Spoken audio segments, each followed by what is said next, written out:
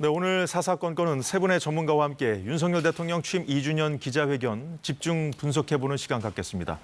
네, 스튜디오에 박성민, 윤주진, 강성필 정치 컨설턴트 모셨습니다. 어서 오십시오. 안녕하세요. 반갑습니다.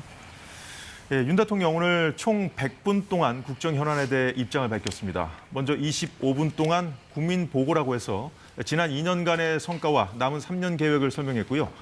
이후 75분 동안 기자들의 질문에 답했습니다.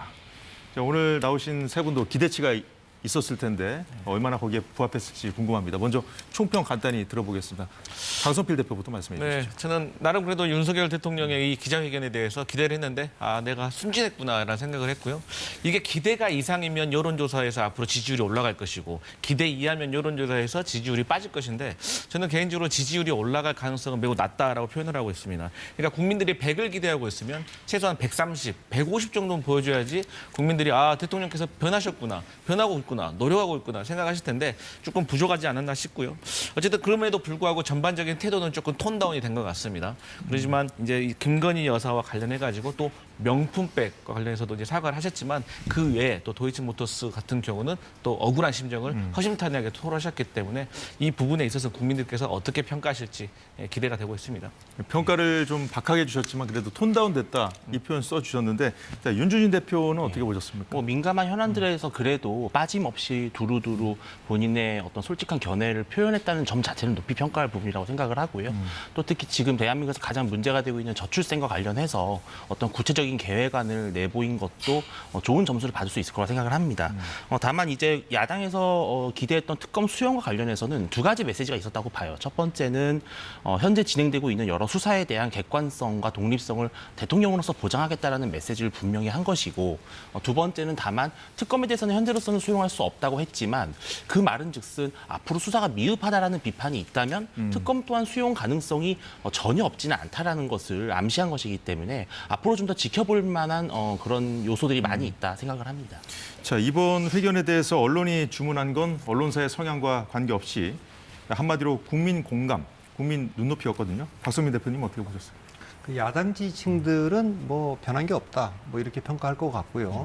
그 여당 지지층들은 진솔하게 설명했다 이렇게 평가할 것 같고, 예. 약간 중도층은 좀 아쉽지만 그래도 뭐 좀 변화를 보였다. 우선 이제 기자회견을 취임 100일 이후 처음 한 거 아닙니까? 예. 그리고 이제 질문도 다 받고 뭐 이렇게 했고. 디올백 문제도 사실상 사과를 한 거죠. 그러니까 그런 점에서 조금 진일보했다 이런 평가가 있을 것으로 보입니다. 네. 예. 뭐 전반적으로는 좀 아쉬운 면이 있지만 그 진일보한 부분도 있다 이렇게 평가를 해주셨는데 윤 대통령 모두 발언 성격의 국민 보고 첫 마디부터가 민생고에 대한 유감 표명이었습니다. 요즘 많이 힘드시죠? 이렇게 운을 떼고 민생의 어려움이 풀리지 않아서 마음이 무겁고 송구스럽다고 시작을 했습니다. 그러면서 자신과 정부부터 바꾸겠다. 자신과 정부를 향한 어떤 질책과 꾸짖음도 겸허한 마음으로 더 깊이 새겨 듣겠다 등의 발언을 통해서 국민 앞에서 몸을 한껏 낮췄습니다. 자, 이런 부분도 기존 어떤 메시지 흐름들, 기존의 어떤 그 카메라 앞에 서서 보여줬던 그런 모습들하고는 좀 달라진 그런 부분으로 봐야 될까요, 박 대표님? 이번에 뭐 이 기자회견이 예고되고 나서 김수경 대변인이 국민이 궁금해할 부분들에 대한 설명을 좀 하고 그다음에 이제 오해하고 있는 것에 대한 것도 조금 설명하겠다 해서 좀 걱정을 좀 했어요. 왜냐하면 이제 윤 대통령께서 그동안의 기자회견이든지 대담이든지 담화든지 얼마 전에 있었던 이재명 대표의 회담에서도 그닥 높은 점수를 받지 못하지 않았습니까? 이제 그런 거의 핵심이 좀 공감하지 못하고 일방적으로 자기 생각을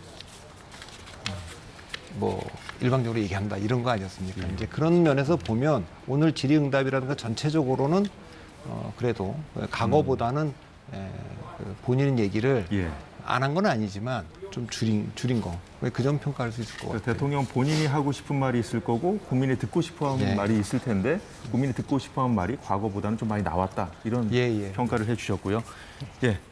윤 대표님은 어떻게 보셨어요? 기존에 윤석열 대통령 메시지는 상당히 좀 이념적으로 상당히 확고한 선이 있었죠. 근데 이번 담화 같은 경우는 본인의 어떤 이념적 지향성보다도 현실적으로 국민들이 처해 있는 문제들, 현안들을 위주로 입장을 밝혔다는 점에서 큰 변화가 있었다고 보고, 또 전반을 보시면은 이 표정이라든지 태도, 목소리의 어떤 톤 이러한 것들을 봤을 때 국민에게 어쨌든 공감을 구하려고 하는 노력의 모습은 보였다고 평가를 할 수 있을 것 같습니다.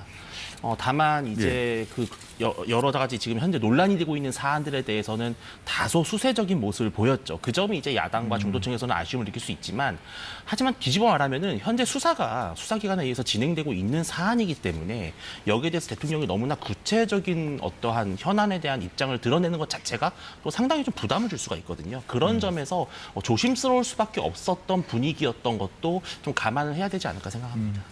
강 대표님, 우리가 이제 차차 이제 분야별로 나온 그 질의응답에 대한 얘기도 좀 해볼 건데, 그에 앞서서 이제 모두 발언부터 이제 유감 표명에 대한 내용들이 많았거든요. 네. 어떻게 보셨어요? 그러니까 뭐 이제 크게 이제 두 가지 정도를 달라진 점은 저는 찾았습니다. 국정 기조와 관련해 가지고는 어쨌든 방향은 옳다는 겁니다. 하지만 그 전에는 본인들은 열심히 했는데 공무원들의 노력이 부족해서 국민께서 잘 몰랐다, 이게 아쉽다라는 건데, 이번 기자회견을 통해서는 국민의 기대에 못 미쳤다. 이건 반드시 좀 제대로 변한 거죠, 기조가. 두 번째로는 이제 명품백과 관련해 가지고 이제 전에는 박절하기 어려웠다라고 했지만 이번에는 분명하게 사과를 하셨습니다. 그래서 이 두 가지 정도의 태도 변화는 그래도 평가할 만하다, 이렇게 보고 있습니다. 예, 자세한 내용으로 좀 들어가 보도록 하겠습니다. 분야별로 질의응답이 이어졌는데 정치 분야부터 시작됐습니다. 김건희 여사에 대해서 어떤 입장을 내놓을지가 세간의 관심사였는데, 김 여사의 명품백 수수 의혹과 관련해서 검찰 수사가 본격화되고 있는 시점에서 대통령의 의견을 듣고 싶다는 질문에 이렇게 답했습니다. 제 아내의 그 현명하지 못한 처신으로 국민들께 걱정 끼쳐드린 부분에 대해서 사과를 드리고 있습니다. 검찰 수사에 대해서 뭐 어떤 그 입장을 또는 언급을 하는 것이 또 뭐 어떤 영향을 미칠 수 있는 또 오해가 일어날 수 있기 때문에 거기에 대해서는 제가 따로 언급을 하지는 않겠습니다. 네, 김건희 여사 그 이슈와 관련해서 먼저 이 고가 가방 수수 의혹에 대한 입장을 들으신 건데요. 일단 직접 사과를 했는데 사전 논의 없이 즉석에서 한 거라고 합니다. 일단 사과는 했습니다만 일단 검찰 수사가 진행 중이니까 좀 지켜보자, 이런 얘기였는데 어떻게 보셨습니까? 예, 그러니까 이 문제는 뭐 지난번에 그 KBS 대담 때 총선 전이죠. 그때 이제 좀 했었으면 좋았을 텐데 그때 이제 못했는데, 그때는 뭐 박절하게 대하지 못했다, 뭐 이렇게 했는데, 오늘은 그래도 뭐 현명하지 못한 그 처신에 대해서 사과라는 단어를 분명히 썼어요. 예. 다만 이제 저 질문 끝에 어저께 저 김주현 수석, 민정수석 부활했는데 대통령실 재편하는 김에 이번에 한중일 정상회담이 이제 우리나라에서 있을 텐데 5월달에 그 김건희 여사가 앞으로 공적인 활동을 할 거냐 이런 문제가 있는데, 제2부속실도 조금 그 민정수석실 부활하면서 좀 같이 하거나, 뭐 차제의 오늘 같은 저 대답에는 특별감찰관 그 문재인 정부 때 안 뒀지만 법으로 하게 돼 있고 그런 건데, 지금 서로 지금 뭐 안 하고 있었죠. 문재인 정부 때도 안 했는데, 뭐 그 정도까지 나갔다면 제2부속실도 둬서 공식적으로 보좌하게 하고, 특별감찰관도 좀 둬서 조금 그런 문제에 대해서 좀 조심스럽게 하도록 하겠다. 이 정도까지 했으면 좋았을 텐데, 오늘도 뭐 이렇게 그 얘기는 안 나왔어요. 그러나 뭐 공식으로 사과한 거니까 그럼 평가를 해야죠. 예. 자, 윤주진 대표. 예. 앞서 강성필 대표도 이제 과거에 KBS와의 대담에서 밝혔던 입장보다는 좀 진일보했다, 이렇게 평가를 해줬거든요. 저는 그 입장 표명이 진일보한 점도 있지만 더 두드러진 것은 검찰 수사의 독립성을 철저하게 보장하겠다라는 거를 국민들 앞에서 약속했다는 점입니다. 그렇기 때문에 본인이 검찰총장 출신이기 때문에 얼마나 잘 알지 않겠습니까? 이 검찰과 권력에 가진 정권의 관계 면에서 대통령이 어떤 입장을 취하느냐가 상당히 중요한 영향을 미칠 수 있는 것인데요. 어쨌든 현재 수사가 진행이 되고 있고, 이렇게 된다면은 검찰 검찰로서는 상당히 유연하게 입지가 좀 상당히 넓혀질 수 있고요. 예. 소환이라든지 대면 조사도 이제 더 이상 대통령 눈치를 보지 않고 할 수 있는 여지가 많아졌기 때문에 저는 이 부분에서는 앞으로 이제 한 2달 정도 이 수사가 어떻게 진행되는지에 따라서 이 문제가 어떻게 해결될지도 좀 향방이 정해질 것 같습니다. 네, 강 대표는 어떻게 보셨어요? 이 일이 처음 불거졌을 때 오늘 같은 입장을 좀 밝히셨더라면 어땠을까 하는 생각도 드는데. 네. 맞습니다. 그러니까 밀려서 하는 것보다 선제적으로 하면 그냥 해프닝으로 끝날 수도 있는 대통령이시니까요. 그런데 끝날 수가 있는데 이걸 안 하려고 하다 보니까 밀려서 하다 보니까 더 반응이 안 좋아지는 그래서 더 많은 걸 내놓아야 되는 그런 점이 있는 거죠. 그러니까 이번 명품백과 관련해 가지고는 직무 관련성과 그걸 인지하셨느냐 이 두 가지의 문제가 있는 건데 예. 사실 일간에서는 직무 관련성이 뭐 없다. 또 인지하기 어려웠다라고 하지만 대한민국에서 대통령이 직무와 관련된 분야가 없다는 분야가 어떤 분야가 있는지 저는 잘 모르겠어요. 그리고 인지하는 것은 잘 애매한 문제긴 한데요. 이거와 관련해 가지고는 이 창고 대통령실의 창고에 있다는 거 아니겠어요? 근데 이 창고에 있는 것은 대통령 기록관실로 가기 직전에 있는 상황인데 대통령 기록관실로 가기 위해서는 보존 가치가 있어야 하는데 이 명품 가방이 어떤 보존 가치가 있는 건지 잘 모르겠어요. 하물며 최근에 나온 보도를 보면 과거 전직 대통령의 회고록 직인시켜 있는 것 그걸 뭐 김건희 여사가 어떻게 처분했는지 모르겠지만 이런 후속 보도들이 계속 나오면서 사실 대통령과 김건희 여사에 대한 국민적인 이미지가 조금 더 훼손되고 있다. 그래서 이런 것들은 사전에 선제적으로 풀었으면 얼마나 좋았을까 이런 아쉬움이 있습니다. 수사 관련해서도 얘기를 좀 해주셨는데 추후에 이제 김건희 여사에 대한 그 조사가 어떤 방식으로 이루어질지 좀 관심이지 않습니까? 뭐 처벌 대상이 있다 아니다 뭐 이런 쟁점들도 법적인 쟁점, 법적으로 따져보면 이렇게 쟁점들이 있는데 이제 국민 감정, 여론이 중요한 사안 아니겠습니까?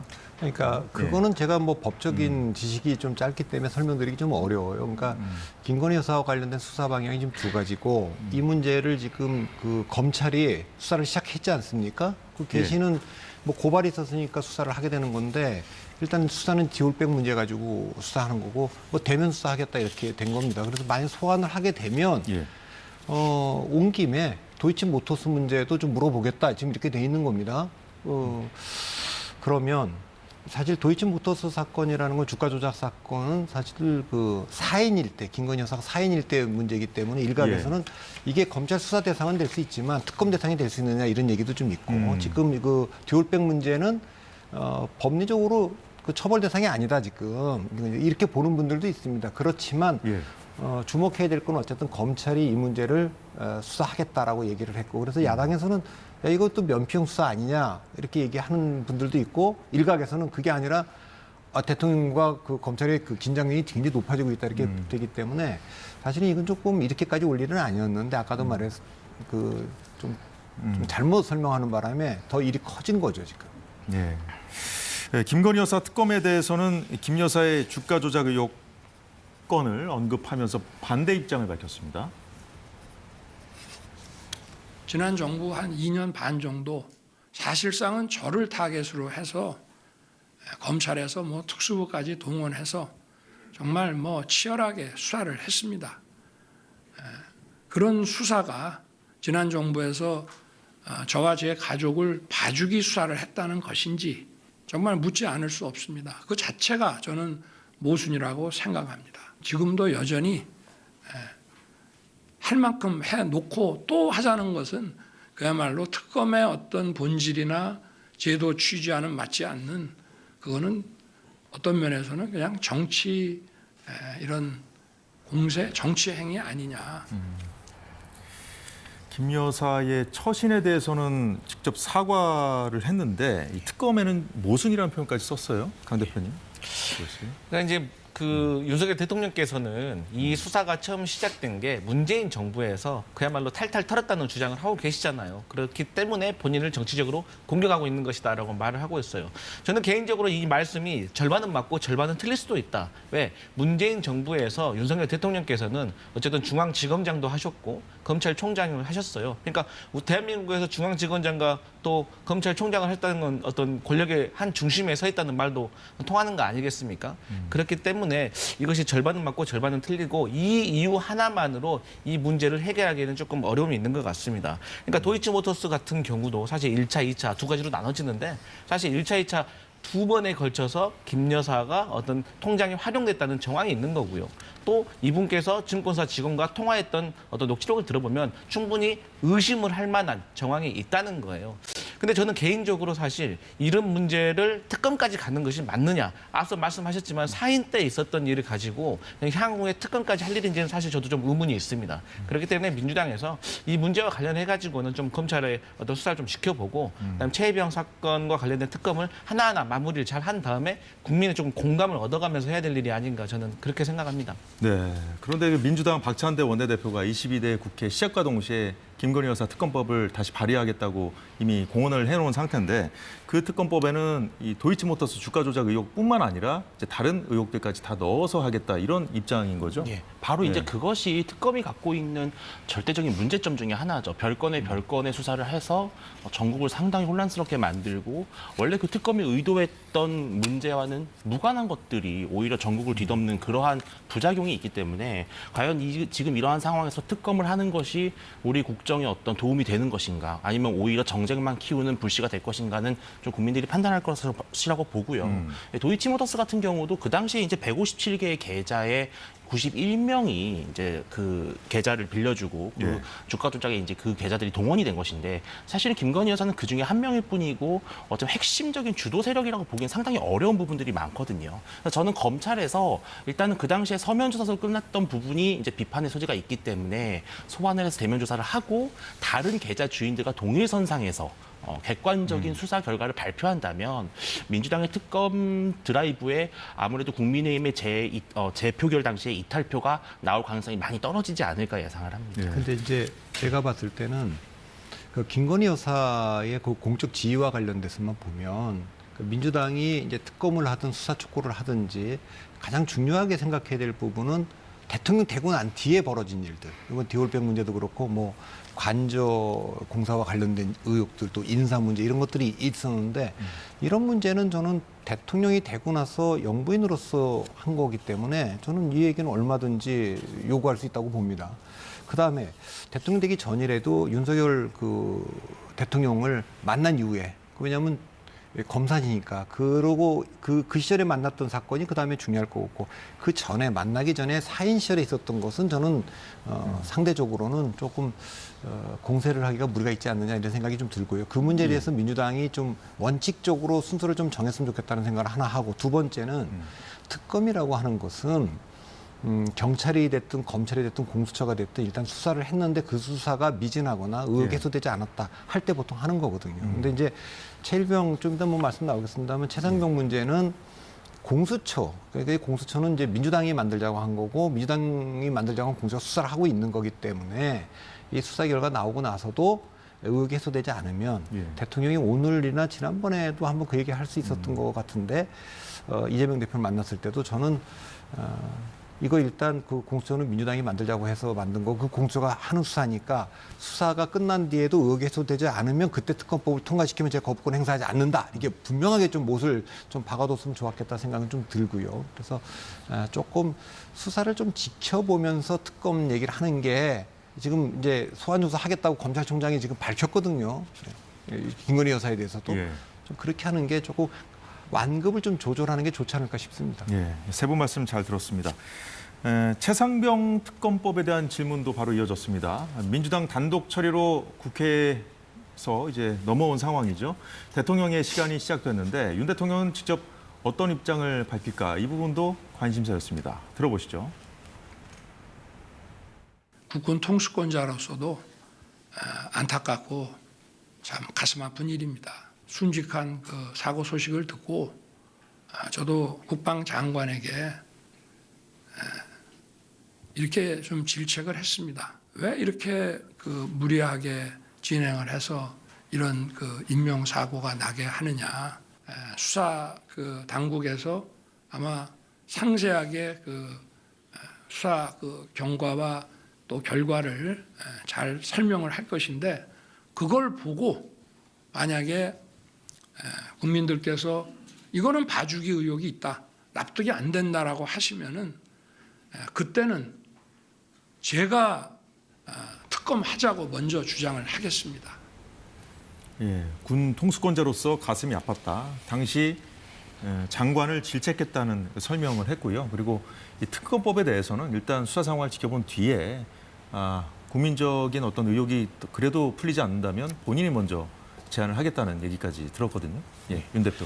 최상병 사건 관련해서 일단 이 상당히 가슴 아팠고 질책했다라는 것은 어찌 됐든 최상병의 순직 사건과 관련해서 정부와 군이 어떤 도의적 책임에 대해서는 분명히 인정한 것이라고 봐야 될 것 같아요. 다만 이것이 이제 법리적으로 봤을 때 윤석열 대통령 본인이 사실 상당히 법리적으로 전문가인 관점에서 이것을 과연 혐의를 물을 수 있을 것이냐 말 것이냐는 또 다른 문제거든요. 또 그렇기 때문에 이제 수사에도 현재 논쟁이 진행이 되고 있는 것인데요.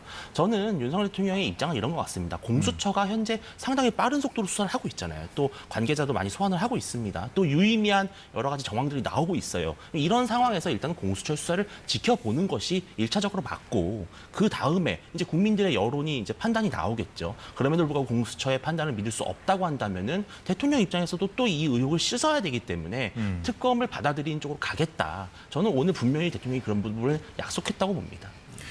예, 강 대표는 어떻게 보세요? 이게 이 특검법 같은 경우에는 최상병의 어떤 안타까운 그 죽음에 대해서 슬퍼하지 않을 국민은 없을 겁니다. 그런데 이제 야권에서는 이 특검법이 대통령을 겨냥한 거다 이렇게 얘기를 이제 하고 있는 상황이잖아요. 어떻게 보세요? 이게 그 민주당 단독으로 지금 처리가 돼서 넘어온 상황인데 이런 입장을 밝혔거든요. 그러니까 대통령께서 오늘 기자회견에서 답변이 맞는 듯 틀린 겁니다. 무슨 뜻이냐면 이 최혜병과 관련된 특검은요. 1차적으로는 최혜병의 억울한 죽음에 대해서 진실을 규명하는 부분이 있는 것이고 그 뒷단에는 이 억울한 죽음을 진실을 규명하는 과정에서 대통령실에 외압이 있었느냐 없었느냐를 풀어야 된다는 것이거든요. 그렇기 때문에 어쩔 수 없이 대통령실을 겨냥할 수밖에 없는 상황인 거예요. 예. 그러면 민주당이 공수처를 만들었는데 왜 공수처를 못 믿느냐라고 말을 하잖아요. 이유 간단합니다. 이 공수처가 이종섭 전 국방부 장관부터 해서 조사를 하고 있는데 이종석 전 국방부 장관을 주 호주대사로 임명을 해서 출국 금지를 해제를 시켜서 4시간 졸속 조사를 하고 출국을 시켜버렸어요.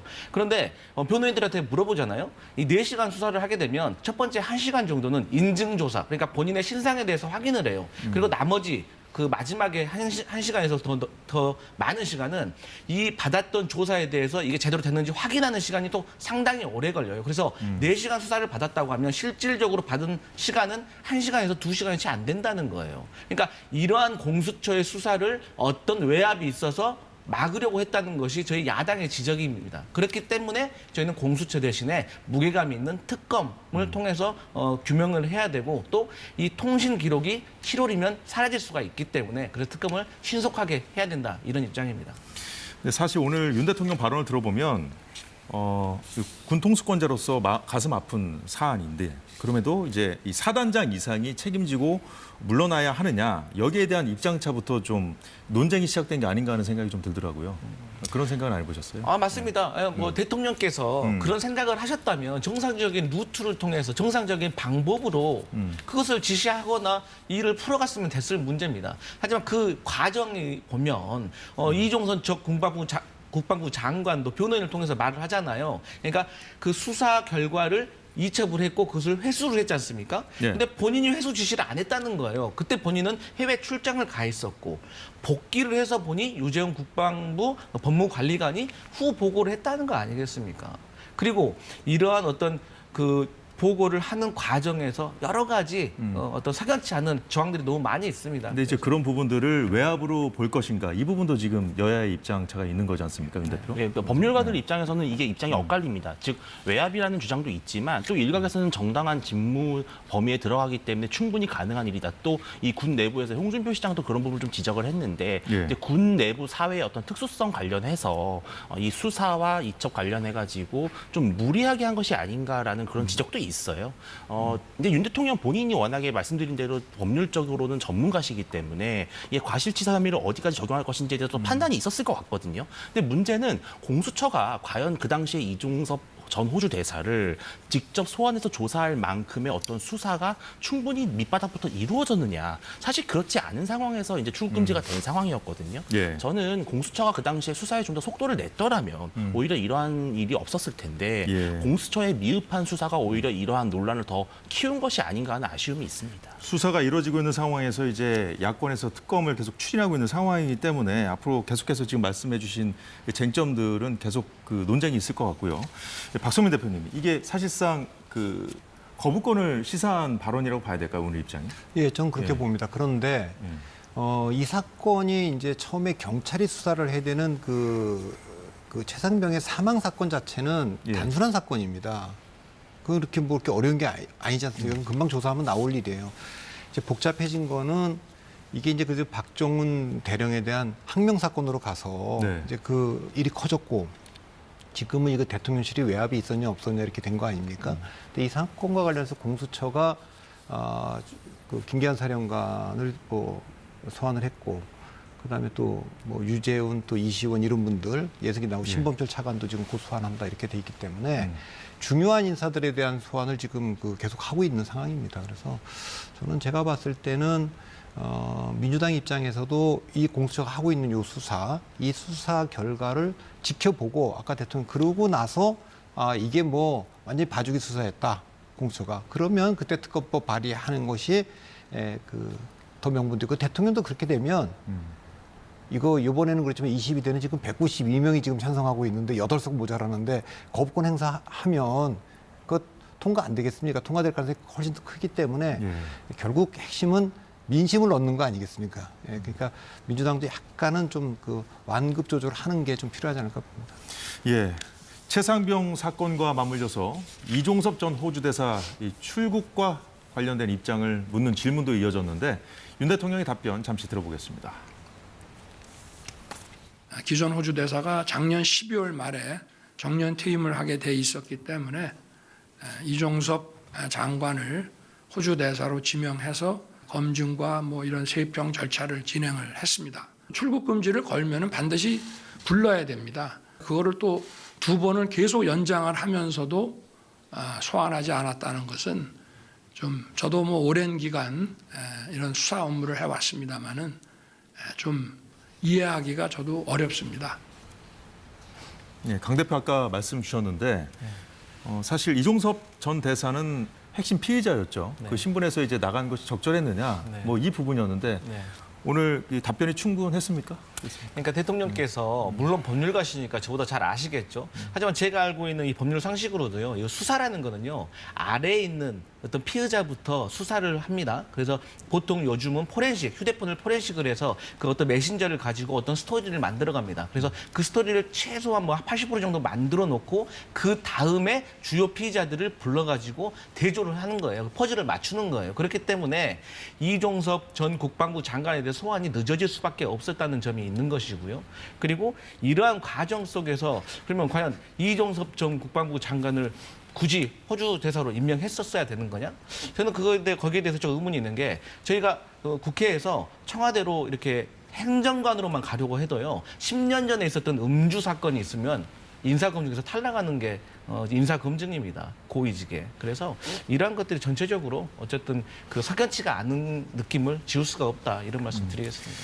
윤 대표, 예. 공수처 수사에 대한 문제 제기를 한 부분이 있었잖아요. 대통령 예. 답변 중에. 그렇습니다. 이거는 어쨌든 선거를 앞두고 왜 보냈느냐 이제 야권에서는 그렇게 이제 도피다 이렇게 예. 공세를 폈지만 어쨌든 그때 당시에 공수처 수사에 대해서도 이건 뭐 약간 정치 공세적인 부분이 있었다 이런 문제의식이었을까요? 아쉬움을 표현하신 것 같아요. 왜냐하면은 출국 금지라고 하는 것은 개인 신상에 대해서 상당한 자유를 제약하는 조치잖아요. 근데 그렇다면 출국을 금지할 정도까지라면 즉각 소환을 해서 물을 건 묻고 혐의가 있다면 묻고 조사하고 해야 되는데 그러지 않고 단순히 자연인 상태에 있는 이종섭 전 장관을 소환도 하지 않고 출국 금지도 해제하지 않은 상태에서 쭉 이제 이어져 왔다는 거죠.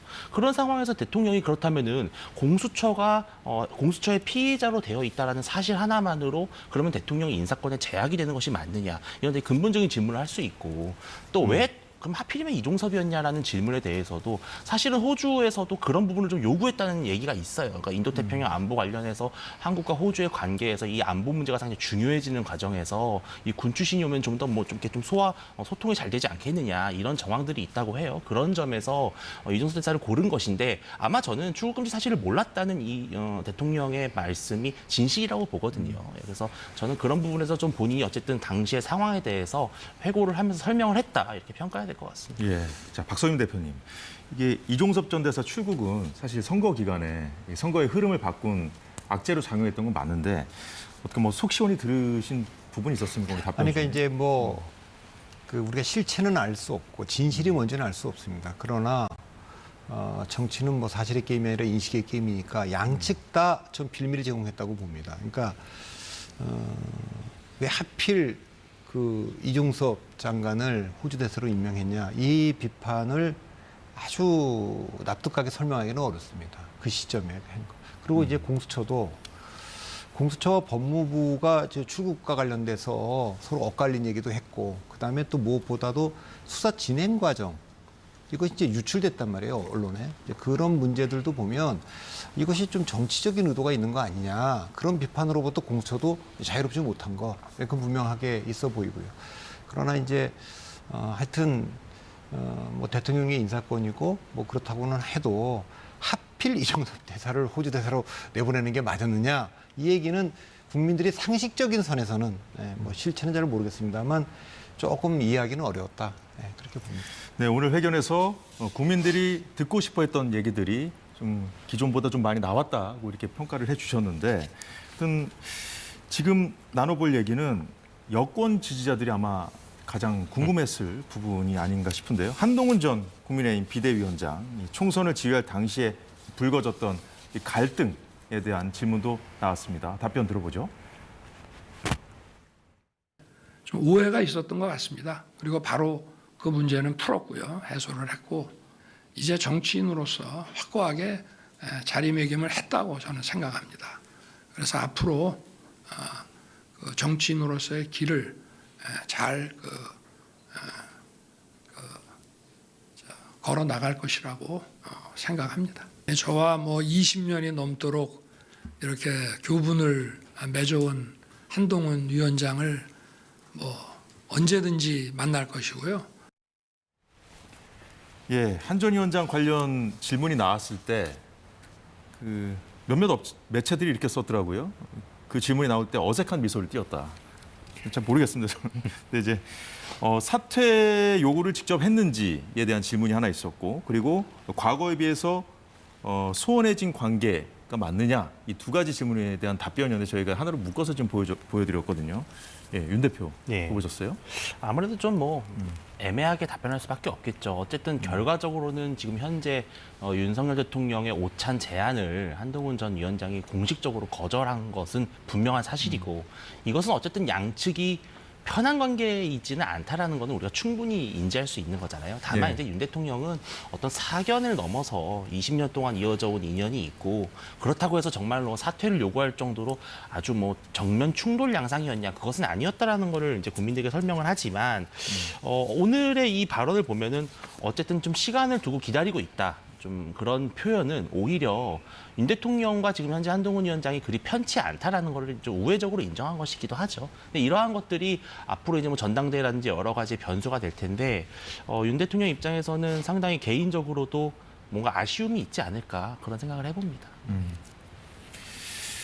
사실 지금 기자 질문 그 이후에도 질문 그 당시 상황 그 이후에도 이제 갈등설이 이제 선거 기간 내내 좀 있었어요. 네. 예, 의정 갈등 대국민 담화 그날에도 이제 한 전 위원장이 이제 뭐 사퇴하겠다 이런 얘기를 했다는 것도 알려지기도 했고, 충분한 답변이 됐다고 보십니까?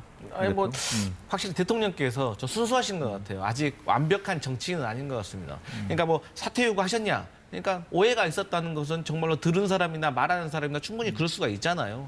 그런데 뒤에 이제 관계가 어떠냐 이 문제에 대해서는 그냥 허심탄회하게 우리 관계가 21년이 넘은 사이인데 뭐 지금 잠깐 소홀할 수 있지만 우리 그런 관계 아니다 하고 허탕하게 웃으면서 넘기셨으면 더 좋았을 텐데 또 이렇게 표정을 숨기시지 못하고 좀 불편한 관계를 드러내시는 걸 보면서 한편으로는 대통령께서 조금 확실히 좀 수산면은 있으시구나 저는 그렇게 느꼈습니다. 강 대표가 보시기에도 뭐 어색한 미소로 보였나요? 그럼요.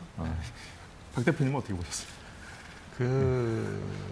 뭐 이간섭 실장과 윤재혁 원내대표와 한동훈 위원장이 있는 자리에서 뭐 그런 얘기가 나왔다. 그건 다 대통령도 그렇고 한동훈 위원장도 뭐 확인을 다 해준 거니까 사퇴권이 있었던 것 같고, 그거는 뭐 다른 얘기도 있지만 공천 관련된 갈등도 좀 있고 그렇긴 합니다만, 한동훈 위원장이 비대위원으로 영입했던 김경률 위원의 이른바 이제 마리 앙뚜아네트라는 표현, 이제 그것이 감정적으로 굉장히 자극적이었을 거다. 이제 그런 거고, 그 여지는 지금도 남아 있어서 항우여 지금 비대위원장이 한동훈 위원장이 우리하고 정체성이 좀 안 맞는 분을 좀 불러들였다. 뭐 그런 얘기도 하고 이제 이렇습니다. 물론 또 한동훈 위원장이나 김경률 위원 쪽에서는 아니 디올백 문제가 그게 뭐라고 그거 아무것도 아닌데 어떻게 보면 해프닝 같은 건데 그 사건 터졌을 때 좀 진솔하게 잘못된 거니까 그건 분명하게 잘못된 거다라고 사과를 했으면 될 일이고 근데 이걸 이렇게 끌다가 키우지 않았냐 선거에 영향을 미칠 정도로 뭐 이제 그런 아쉬움들이 있었던 것 같고요. 예. 다만 이제 대통령께서 저는 두 분 사이가 진짜 간단치 않은 관계 아닙니까? 이제 그런 거기 때문에 서로 충돌하는 것이 그닥 좋지 않고 지금 또 대통령이 비선 논란으로 휩싸이면서 비선 논란이 그냥 한두 번 나온 게 아니라 대통령께서 정치 입문하면서도 부득이하게 내 국민의힘에 들어왔다는 말도 했고 그 즈음에 녹취 파일을 보면 그닥 뭐 국민의힘을 긍정적으로 평가를 안 한 것 같고 또 김건희 여사가 또 다른 분과의 녹취 파일에서도 또 그런 얘기가 있고 지난번에 뭐 박영선 총리 양정철 실장 비서실장 설 때도 또 뭐 비선 얘기가 나왔고 이번에 또 나왔기 때문에 보수 지지층 일각에서 대통령에 대해서 조금 약간 격앙돼 있는 것도 사실 아닙니까? 요즘 뭐 국민의힘 당원 게시판이 뭐 난리가 예, 났다. 그럴 또 비밀을 또 제공했고 그런 상황에서 한동훈 위원장하고 또 충돌해서 계속 가는 것도 좀 부담스러울 겁니다. 대통령도. 그러니까 그거는 또 아마 좀 언제 한번 풀긴 풀어야겠죠. 오늘 국민의힘 원내대표의 추경호 의원이 방금 전에 선출됐거든요. 그 과정에서 이철규 의원이 나온다 만다 뭐 얘기가 많다 이제 본인이 이제 나오지 않겠다고 이제 선언을 했잖아요. 그 과정에서 이제 한동훈 전 비대위원장이도 이제 전당대회에 나오면 안 되는 거 아니냐 이런 취지로 해석될 만한 발언도 하고 이 상황들은 이제 윤 대통령 용산과 아직 한동훈 전 위원장과의 관계가 아직 틀어져 있다 이렇게 좀 해석하는 건 좀 무리가 있을까요? 그러니까 이제 그거는 상징적으로 보면 총선 참패 책임이 있는 비대위원장이 자기가 그만둔 자리에 다시 나가는 건 맞지 않지 않습니까? 그럼 계속 해도 되는 건데 다시 나간다는 건 재신임을 좀 물어보겠다 이런 의미밖에 없는 건데 그렇지만 이철규 원내대표가 원내대표에 나와서 됐다면 그것이 이제 명분과 동력이 좀 됐겠죠. 근데 이철규 원내대표 그런 것 때문에 자기도 책임지고 안 나간다. 그 얘기는 한동훈 의원은 나오면 안 된다 이 얘기를 한 거 아닙니까? 다만 이게 이제 불씨가 사라지지 않는 거는 한동훈 위원장 입장에서 보면 명분과 동력은 약해진 게 분명한데 이철규 원내대표가 안 됐으니까. 그러나 타이밍으로 보면 지금 출마하는 게 가장 가능성이 있죠. 당대표 될 가능성이. 이제 그런 점에 대한 얘기를 계속 하는데 지난 총선 전 전당대회처럼 대통령실이 누가 나온다고 해도 그때처럼 이렇게 개입을 해갖고 할 수는 없는 상황입니다. 더군다나 지금 뭐 이철규 배현진 두 분의 충돌도 우리가 보고 있습니다만 친윤이라고 하는 분들도 지금 4분 오열되고 있고 분열되고 있는 상황이기 때문에 이때 한동훈 위원장이 이번 전당대회 최대 관심은 나올 거냐 말 거냐 이제 이렇게 되는 겁니다. 나오면 뭐 이제 한동훈이 아니냐의 문제로 단순화되는 거니까 그것이 대통령 입장에서는 상당히 부담은 좀 될 겁니다. 왜냐하면 임기가 3년 남았는데 차기 대권을 나가겠다고 하는 유력 주자가 긴장 관계에 있는 분이 직접 나와서 당권을 쟁취해 가는 거죠. 지금 나와서 되면은 윤 대통령 도움으로 되는 게 아니지 않습니까? 윤 대통령이 대척점에 서서 긴장 관계를 유지하면서 본인의 힘으로 쟁취해 가는 거 아닙니까? 그 얼마나 지금 대통령 입장에서 부담스럽고 레임덕을 가속화시키겠습니까? 윤 대통령이 이제 한 전 위원장을 만날 거라고 얘기는 했어요. 근데 이제 아까 당원 게시판 국민의힘 뭐 윤 대통령에게 뭐 탈당하라는 요구까지 나온 좀 격앙된 상황인데 네. 그래서 그런 분위기에서 좀 이철규 의원이 나오고 싶어도 나오기 어려운 상황 아니었어요? 그렇습니다. 네. 네. 그러니까 총선 패배의 당사자들, 책임 당사자들이기 때문에 당 지도부를 다시 맡는다는 것은 어떻게 보면 총선 패배에 대한 성찰을 좀 부족하다라는 걸로 인식될 수밖에 없잖아요. 근데 또 한동훈 위원장 같은 경우는 그러한 총선 패배 문제가 또 있고요. 또 두 번째는 뭐냐 하면은 윤석열 대통령과 충돌을 한 것이 이제 완전히 공개적으로 충돌이 공식화된 상황에서 한동훈 위원장의 전당대회를 나와서 만약에 되면 윤석열 대통령과는 사실상 선긋기를 할 수밖에 없고 마이웨이를 할 수밖에 없어요. 그렇다면 이것이 한동훈 위원장으로서도 2년 내내 그러면 용산이랑 치고받고 싸울 것이냐. 또 용산 입장에서도 2년 내내 여당과 이런 긴장관계 속에 놓여야 되는 것이냐. 이런 이 피로감이 극대화될 수 있는 가능성이 있기 때문에 전반적으로 한동훈 위원장이 나오게 되면은 이 정권으로서도 또 대한민국 국정으로서도 상당히 불행한 일이 나타나지 않을까라는 우려들이 있는데요. 다만 아까 말씀하신 대로 한동훈 위원장 본인의 인지도와 대중적 인기가 상당하기 때문에 나오면 될 거라는 것은 주지의 사실인 것 같은데요. 한동훈 위원장이 과연 여기서 이렇게 2년 동안 용산과 충돌하는 당대표로 가는 것이 본인에게 과연 도움이 될 것이냐. 그런 판단을 지금 많이 하고 있지 않을까 생각합니다. 예. 자, 오늘 회견에서 국내 언론사 기자들은 이 정치 분야, 정쟁 이슈 관련 질문을 주로 했고요. 외교 안보 관련 질문은 외신 기자들이 주로 했습니다. 한미 동맹, 대북 정책 등에 대한 답변이 나왔는데 잠시 들어보겠습니다. 한미의 이런 탄탄한 이런 동맹 관계는 변치 않을 것이라고 저는 확신합니다. 자유와 평화를 존중하는 대한민국 헌법 정신에 따라 우크라이나에 대한 인도적 지원, 재건 지원에 우리 재정 여건이 허락하는 범위에서 최선을 다하고 있습니다.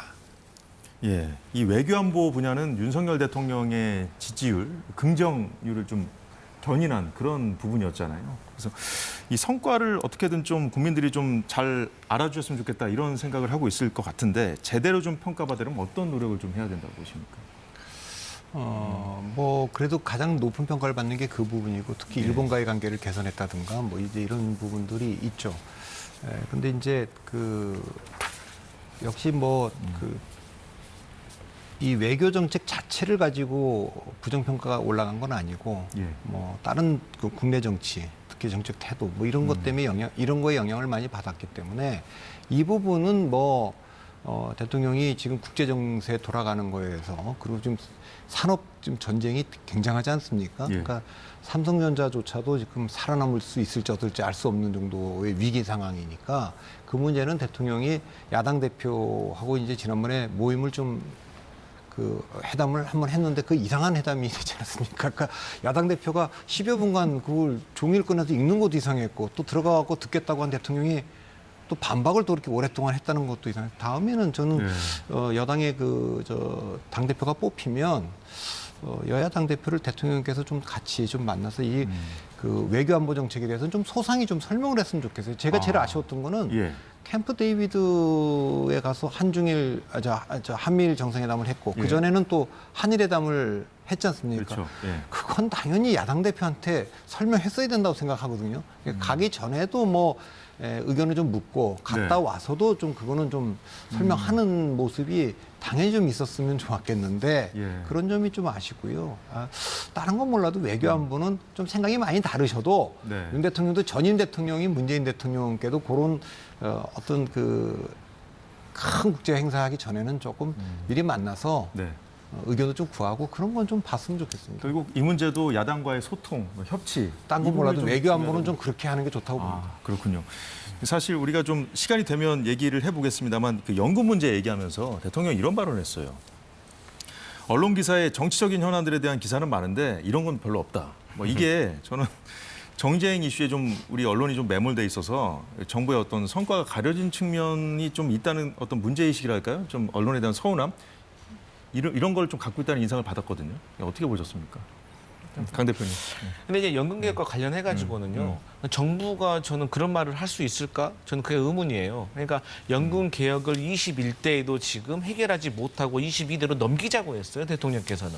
그리고 최근에도 이 연금 개혁과 관련해서 시민 대표단의 수기 과정이 있었고 시민 대표단은 더 내고 더 받자라고 의견을 표력을 했는데 예. 결국에는 답정 너. 그러니까 더 내고 더 받자라는 것이 재정 건전성에 있어서 조금 좋지 않다라는 좀 부정적인 의견을 또 내세웠기 때문에 그러면 지난 3개월 동안 수기 과정, 토론 과정은 왜 있었던 건지가 의문스러운 거죠. 그래서 이 연금 고갈과 관련해가지고 심각한 문제이기 때문에 예. 좀 정부로서는 좀 적극적으로 좀 대안을 좀 제시를 하는 그런 모습을 보여야 되지 않나. 아니, 그러니까 이 문제는 간단히 말씀드리면 연금 개혁이라는 게 참 인기 없는 거고 그렇긴 해도 모든 정부가 조금씩은 했는데 문재인 정부 때 이거 안 했잖아요. 그러니까 이게 그때도 올렸는데 문재인 대통령께서 국민 눈높이에 안 맞는다 이러면서 안 하고 넘어온 거예요. 그러니까 그게 부담이 지금 굉장히 가중되어 있는 거고 정치권이 가장 부담스러워하는 그래도 문재인 정부 때도 했었어야죠. 그런데 그 보험료율은 지금 13%로 올리고 소득 대체율은 지금 43과 45 아주 근소한 차이입니다. 그걸로 되는 것도 아니에요. 그러니까 이건 한 번에 끝나는 게 아니라 그 다음 조금씩 그 충격을 줄이면서 계속 해야 되는 거거든요. 예. 그래서 아예 이번 참에 이 보수 조정만 하지 말고 아주 그 연금에 대한 아주 근본적인 구조 개혁을 하자 그러는데 그건 여러 가지 안이 있거든요. 그 연금을 어떻게 받을 거니. 근데 그건 너무 충격이니까 그렇게 못하니까 이걸 순차적으로 해야 되는 거니까 저는 이번 국회 가기 전에 이게 예. 뭐 43대 45입니다. 그러니까 이게 보험료율을 좀 1% 낮추고 뭐 44로 하든지 아니면 그대로 두고 44로 하든지 얼마든지 가능하니까 이거는 이번 정부에서 이번 그 국회에서 하고 넘어갔으면 좋겠습니다. 예, 지금 박 대표님 말씀 주신 대로 이게 사실 역대 정부들이 좀 할까 말까 망설이다가 좀 건드리지 못했던 예. 어떻게 보면 이제 그 세대별로 다 입장차가 크고 이게 좀 그냥 예민한 문제다 보니까 건드리지를 못했거든요. 그래서 오늘 얘기한 것도 임기 내에 개혁안을 확정하겠다 이런 얘기도 했고요. 또 의대 증원 문제도 마찬가지예요. 이전 정부들도 하려다 다 못했던 것들이고 그러니까 이런 것들을 하다가 어떻게 하다 보니까 또 좀 인심을 잃은 면도 있지 않습니까? 예. 그렇지만 이제 인기 없는 대통령이 되더라도 이런 거 밀어붙이겠다는 그런 얘기를 계속 해왔던 것이고요. 예. 그러니까 윤석열 대통령이 취임하고 나서 가장 먼저 개혁을 발표했던 세 가지 분야가 노동, 연금, 교육이었거든요. 근데 사실 지난 2년 동안 국민들 기억 속에 윤석열 대통령이 무엇을 어떻게 개혁하고 싶다라는 것인지에 대해서 정확한 청사진이 좀 없는 것 같아요. 그러니까 개혁의 의지는 많이 표명했지만 어떻게 개혁하겠다라는 예. 거를 설득을 좀 안 했던 거죠. 그러니까 언론 탓만 할 건 아니다. 예, 그래서 저는 윤석열 대통령에게는 이 개혁의 드라이브는요, 오히려 여소야대 정국을 주도적으로 끌고 갈 수 있는 되게 좋은 아이템이라고 생각을 해요. 즉, 노동개혁을 여기서 이렇게 바꾸자. 연금도 이렇게 예. 더 많이 내고 덜 받더라도 우리 이걸 해야 된다. 용기 있게 그 대안을 제시해서 네. 이것에 대한 여야 간의 찬반 프레임으로 만약에 가면은 저는 국민들은 그래도 이 부분에 대해서는 대통령에게 점수를 많이 줄 것이라고 보거든요. 그래서 저는 대통령께서 조금 더 구체적으로 본인의 철학에 맞게 개혁의 방향의 어떤 계획을 좀 국민들에게 설명하고 야당을 설득하는 모습이 본인에게도 도움이 되지 않을까 생각을 합니다. 의정 갈등 문제 같은 것도 그런 식으로 좀 해결을 해야 된다는 그렇습니다. 건가요? 그리고 지금 현재 제일 좋은 거는 민주당도 어쨌든 의대 증원 자체를 반대하지는 않고 있어요. 그렇다면은 여야가 어떻게 법을 바꿔서 의료 개혁을 어떻게 추진할 것인지를 먼저 제시해야 된다는 것이죠. 오늘 저출생 대응부 신설도 발표를 했어요. 이제 깜짝 정책도 발표를 한 것들이 몇 가지 있는데 박 대표님 이런 것들이 다 야당과 아까 외교안보 분야 야당의 설명이 좀 필요하다고 하셨는데 다 야당이 협조 없이는 좀 어려운 거 아닙니까? 그러니까 윤 대통령이 개혁 방안을 얘기하시면서 뭘 하겠다는 걸 계속 얘기하시고 왜 해야 되는지도 계속 말씀하시고 어떻게 하는지가 지금 생략되어 있습니다. 그러니까 사실 교육 개혁과 관련해서 만 5세도 얘기 꺼냈다가 다시 주워 다 먹고 그 68세 노동 시간 문제도 얘기했다가 그 5에다가로 주워 다 먹고 이거 아닙니까? 지금 의대 증원 문제도 이게 최선의 아니라고 얘기를 하지만 그럼 이게 어떻게 산출된 건지 한번 보겠다 그랬는데 지금 회의록이 있니 없니 그러고 있지 않습니까? 그러니까 의정 갈등 관련해서. 예, 의정 갈등. 그리고 이제 지금 국립대 일부가 다 지금 학직 개정에 지금 뭐 반대로 실패하는데 뭐 있고 이런 예. 거니까 과연 이게 가장 중요한 거는 그 야당의 도움 또 언론의 도움 이런 시민 이 설득 과정이 있어야 되는데 이게 너무 좀 투박하고 거칠게 진행된 거거든요. 그러니까 우리가 옳은 방향으로 가는데 당연히 협조해야 되는 거 아니냐. 이해관계가 다 있는데 그걸 다 협조하겠습니까? 그러니까 그런 점에서 조금 아쉬움이 있죠. 예, 잘 들었습니다. 대통령의 회견, 오늘 야권에서는 일제히 혹평을 내놨어요. 이제 우리나라 같은 정치 환경에서는 대통령의 회견이 호평을 받기는 좀 어렵지 않나 하는 생각도 드는데 그래도 이런 소통의 노력은 계속 해야 되겠죠, 강 대표 어떻게 보세요? 네, 맞습니다. 이 소통의 노력이 왜 중요하냐면요. 아까 지금 이제 하다 못한 얘기인데 이 증세 정치라고 하잖아요. 그러니까 세금을 올리면 국민들이 싫어합니다. 그렇기 때문에 이것을 야당과 협치를 해서 예. 이 부담을 분담해야 되는 겁니다. 그래야지 해결책이 나올 수가 있다. 그래서 야당이 피해가면 어떡해요? 야당도 충분히 연금 개혁과 관련된 큰 아젠다와 의대 증원, 연금 이런 거에 대해서는 충분히 소통하고 협치를 할 마음이 있다는 것을 대통령께서 좀 알아주시고 협치의 노력을 좀 더 해줬으면 좋겠다. 이런 말씀 드리겠습니다. 이게 뭐 지지율이 높든 낮든 간에 언제나 이렇게 소통 노력을 해야 되는 것이고 물론 뭐 내용이 중요하겠습니다만은 특히 야권의 어떤 공세에 몰려서 이렇게 어쩔 수 없이 하는 그런 모양새보다는 늘 이렇게 평소에 나와서 하는 그런 모습이 좀 필요할 텐데요. 네. 모든 걸 다 100% 솔직하게 답변할 수는 없을 겁니다. 국민들도 그렇게까지 기대치가 높지는 않다고 저는 봐요. 다만 기자들이 국민을 대신해서 질문을 하고 그 질문에 대해서 어쨌든 정제되더라도 답변을 하는 모습 자체가 국민들로서는 그래도 뭔가 개선의 여지가 있겠구나, 뭔가 소통하겠구나라는 기대를 갖는 거거든요. 저는 그래서 오늘 회견이 상당히 좋은 영향이 있을 거라고 보고요. 앞으로 대통령과 기자회견뿐만 아니라 또 예. 시민들과의 만남도 좋고 타운홀 미팅도 좋고 그런 여러 가지 형식의 소통의 장이 있었으면 좋겠습니다.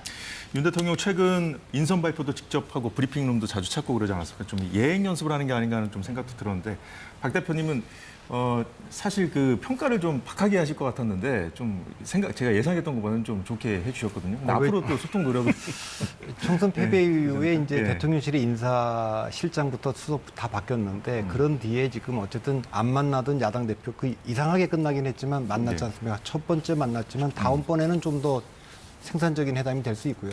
예. 기자회견 계속 안 하시다가 하시고 기자들 질문 다 직접 받고 사실 정말 얼마든지- 어려운 거거든요. 그러니까 얼마든지 그 대통령의 장점이 드러날 수 있고 진솔하게 할 수 있기 때문에 좀 이런 거를 조금 늘려나가면 그 국민들이 기대한 게 이거 아니겠습니까? 야당이 협조할 게 있으면 협조하고 저는 무엇보다 외교 안보도 야당 대표에게 설명을 해야 된다고 봅니다. 예. 지금 이렇게 돌아가고 내가 만나기 전에 어떻게 했으면 좋겠냐 아니면 가서 이런 얘기를 들었는데 이거 어떻게 생각하냐 그걸 같이 국정을 논의해야죠. 야권이 아무리 혹평을 내놓더라도 계속 해야 된다고 보세요. 그렇죠. 아니 그리고 야당은 오포지션 파티라고 원래 그 반대하고 비판하는 게 야당의 역할입니다. 예, 그거는 예. 그렇게 말은 하지만 얼마든지. 예, 잘 들었습니다. 예, 윤 대통령 회견을 끝내면서 앞으로 오늘 같은 기회 자주 만들겠다고 했으니까 함께 지켜보도록 하죠. 자, 오늘 세 분과의 시간은 여기서 마무리하겠습니다.